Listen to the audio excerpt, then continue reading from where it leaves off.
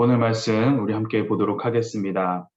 오늘부터는 에스더서를 시작합니다. 우리 에스더서 1장 1절부터 12절 말씀 함께 읽도록 하겠습니다.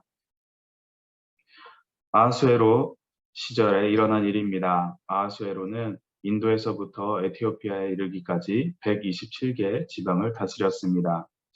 그 당시 아하수에로 왕은 수단 왕궁에 있는 왕자에서 다스리고 있었는데 그가 통치한 지 3년째 되는 해에 모든 장관들과 대신들을 위해 잔치를 베풀었습니다.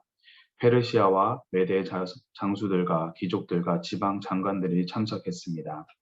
그는 180년에 자기 왕궁에 광대한 부와 영예와 화려한 위엄을 나타냈습니다.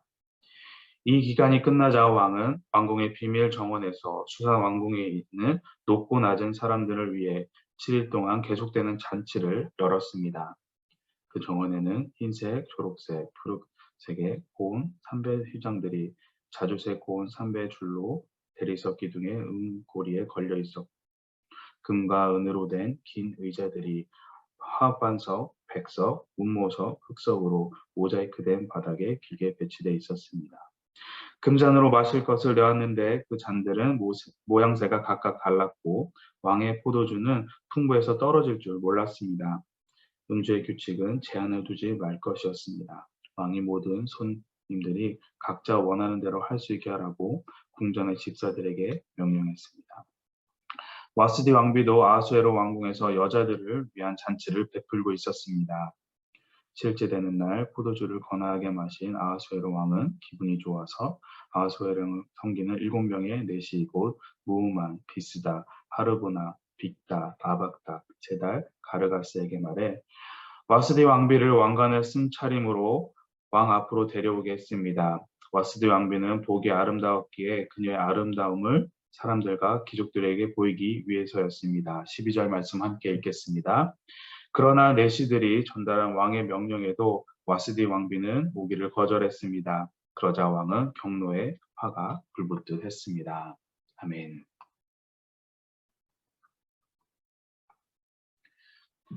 오늘도 말씀을 통해서 주님께서 주시는 진리와 그 기쁨을 깨닫기를 소망합니다. 성경에는 이스라엘 포로 기한 때 역사를 다루고 있는 성경이 3권이 있습니다.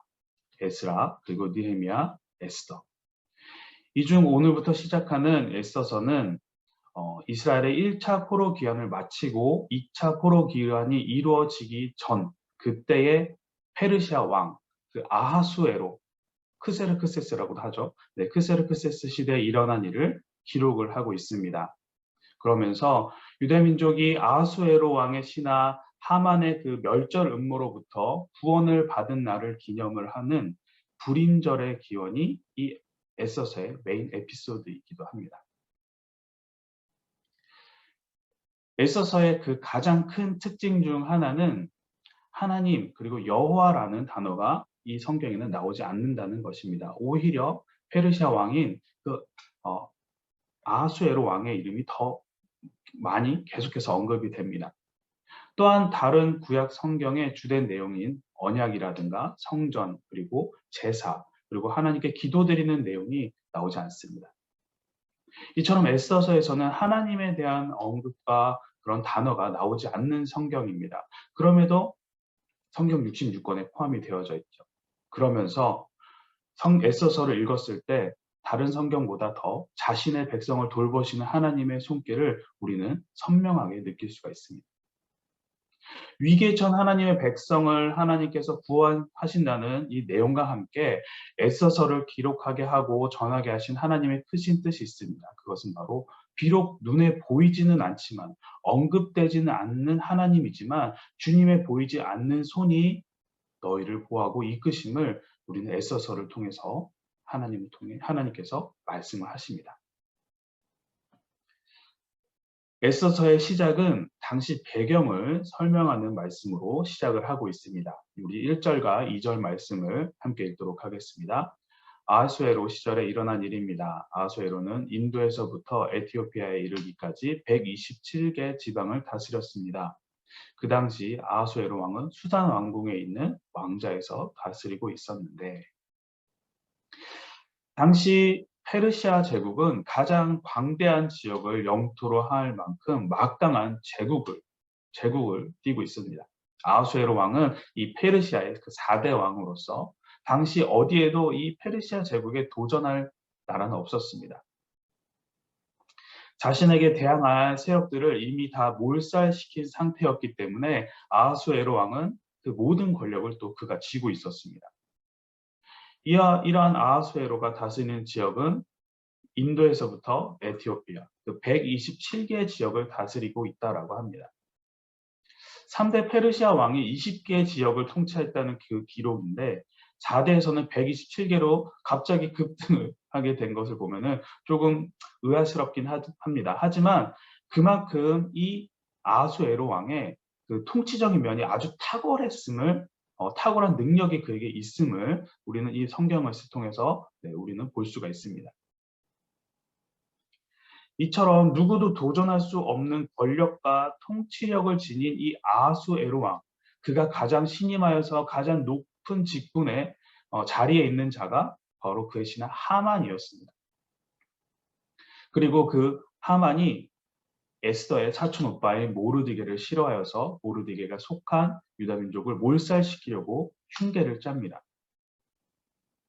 그 당시 절대적인 힘과 통치력을 가진 아하수에로 왕, 그리고 그 당시 가장 높은 신분의 신하가 짠 이 계략, 이것을 진행하도록 왕의 인을 받게 되면은 100이면 100, 다 죽을 수밖에 없는 상황이었죠. 하지만 유다 민족은 하만의 계획대로 아하수에로 왕의 그 권력 아래 멸절을 당하지 않습니다.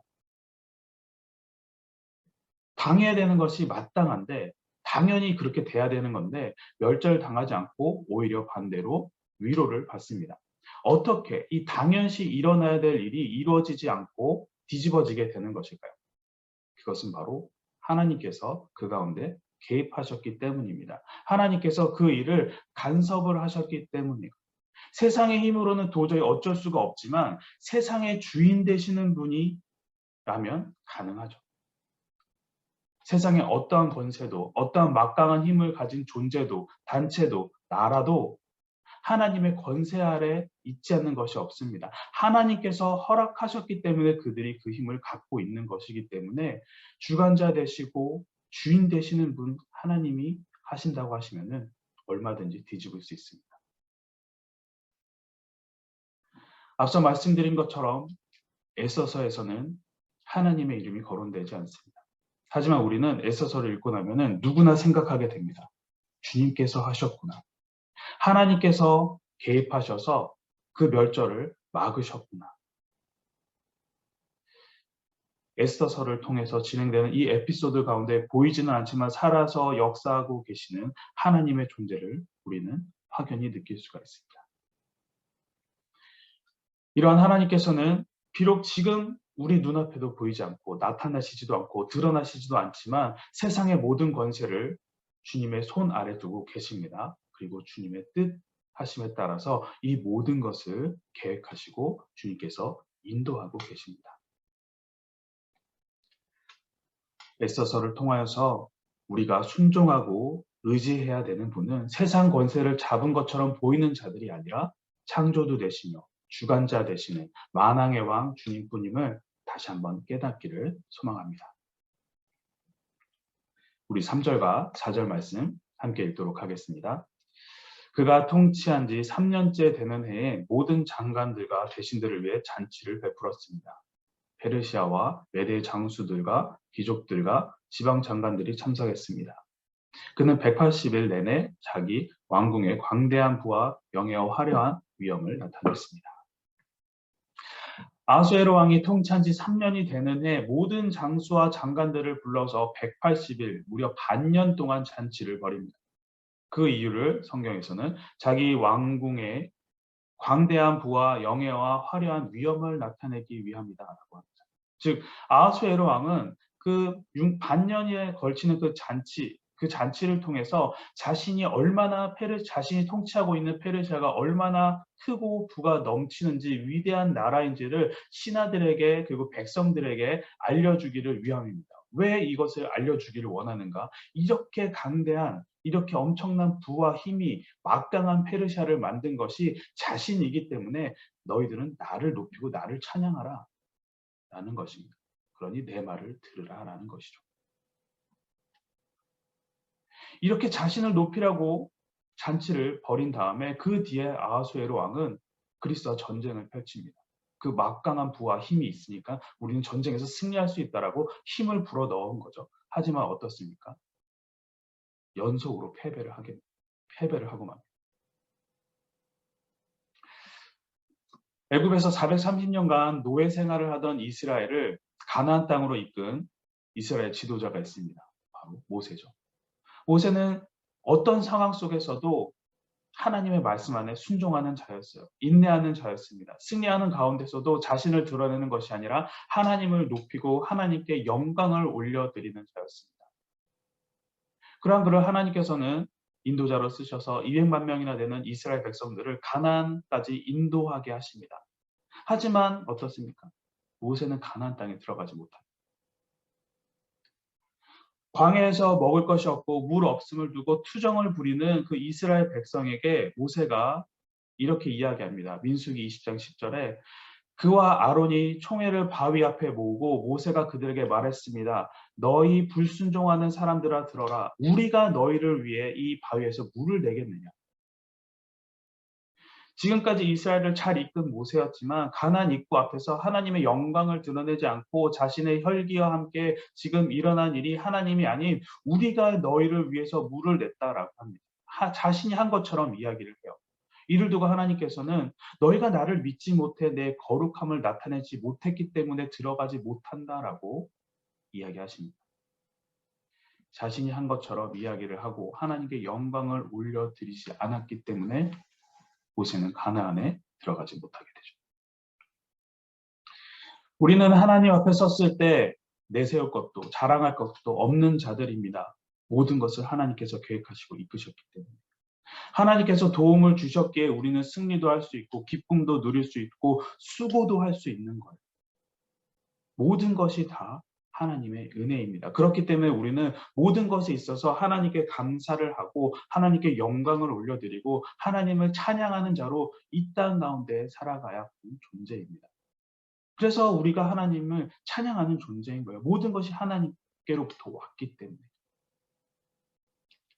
우리의 수고와 노력이 아무리 크다고 할지라도 모든 것을 우리에게 주신 하나님께 영광을 올려드리는 여러분 되시길 바랍니다.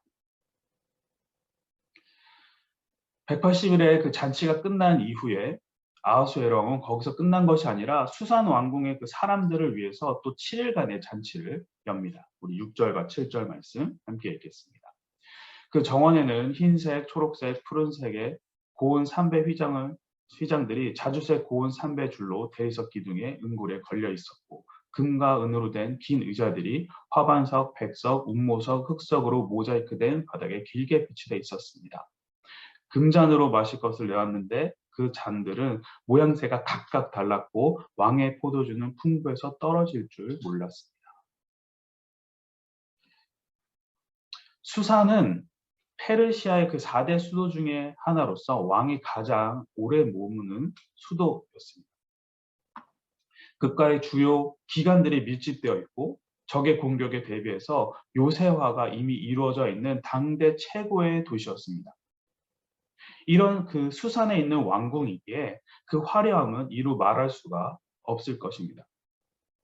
이 7일의 잔치가 열린 장소를 보면은 형형색색의 휘장과 삼배로 둘러서 그 대리석을 기둥으로 메었고 금과 은으로 만든 의자가 있었고 여러 색깔의 그 대리석이 깔려 있고 또한 각각의 모양과 다른 즉 용도가 다른 금잔이 그 자리에 질비해 있었고 포도주가 넘치도록 있었다라고 합니다. 당대 아름답고 호화로움의 극치 중의 극치가 지금 수산 왕궁의 이 비밀 궁전입니다. 그런데 이 형형 색깔의 비싼 것들이 질비하고 이 아름다움의 극치, 이 수산 왕궁 그 속의 모습은 어떨까요? 겉으로 보여지는 그 아름다움과 마찬가지로 그 안도 아름다움이었을까? 그 안의 모습이 나오는 말씀이 10절과 11절입니다. 우리 함께 읽도록 하겠습니다. 7일째 되는 날 포도주를 거나하게 마신 아하수에로 왕은 기분이 좋아서 아하수에로 왕을 섬기는 7명의 내시 곧 무흐마, 비스다, 하르보나, 빅다, 아박다, 세달, 가르가스에게 말해 와스디 왕비를 왕관을 쓴 차림으로 왕 앞에 데려오게 했습니다. 와스디 왕비는 보기 아름다웠기에 그녀의 아름다움을 사람들과 귀족들에게 보이기 위해서였습니다. 아름다운 그 순한 왕궁의 그 잔치 가운데 아하수에로 왕은 자기 절제력을 잃은 상실된 모습을 보입니다. 판단력이 흐려져 있습니다. 그리고 왕비, 그 와스디의 아름다움을 귀족들에게 보여주려고 하죠. 말로는 잔치에서 왕비의 그 아름다운 미를 보여주라고 이야기하지만 이는 자신을 높이기 위해서 왕비를 사용하였습니다. 그러면서 왕비를 귀족들의 눈요깃감으로 전락시키는 수치스러운 일이 그 자리에서 일어났습니다. 보기에는 화려하고 아름다운 수산 왕궁의 잔치였지만 그 안은 인간의 더럽고 추악한 욕정과 쾌락, 그리고 그로 인한 불쾌감과 수치스러움이 그 안에 들어있습니다. 또한 이에 따르는 죄와 수많은 유혹들이 그 안에 가득했죠. 겉으로 보여지는 것과는 반대되는 것들이 그 안에 있기에 그 안의 모습을 실제로 본 자들이라면은 그 모습을 보고 정말로 아름답다라고 평가하기가 어려울 것입니다.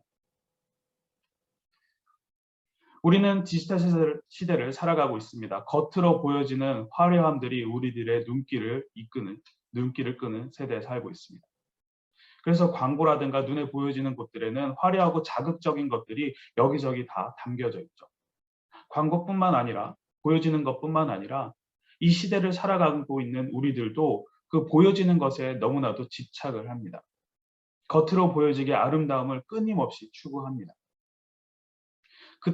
그렇게 겉으로 나의 아름답고 화려하고 보기 좋은 모습이 되면은 나의 내면도 아름다워질 거라고 생각들을 하는 것 같습니다. 하지만 여러분 실상은 어떻습니까? 그러지 않을 때가 참 많죠. 많은 분들이 그 안에 내면은 더러운 것들로 차 있는 것을 우리는 기사들을 통해서 볼 수가 있습니다. 누구보다 화려하고 아름다운 그 겉모습, 물질적인 부를 지닌 이들이 입으로 말하기 어려운 범죄를 짓는 것을 우리는 너무나도 쉽게 보고 듣습니다. 또한 아름다움으로 가득 차 있을 것 같은 자들이 너무나도 연약하여서 스스로 목숨을 끊는 일도 일어나죠. 내면 겉이 아름답다고 해서 내면까지 아름다운 것은 아닙니다. 눈에 보는 것에 아름다운 것은 물론 보기에 너무나도 좋습니다. 멋진 일이죠. 그래서 많은 사람들이 멋진 조형물도 디자인하고 멋진 그림을 그리는 것에 신경을 쓰고 겉으로 보여지는 모습에 우리는 신경을 씁니다. 하지만 이 겉모습을 신경 쓰는 건 나쁘지 않습니다. 좋은 일이죠.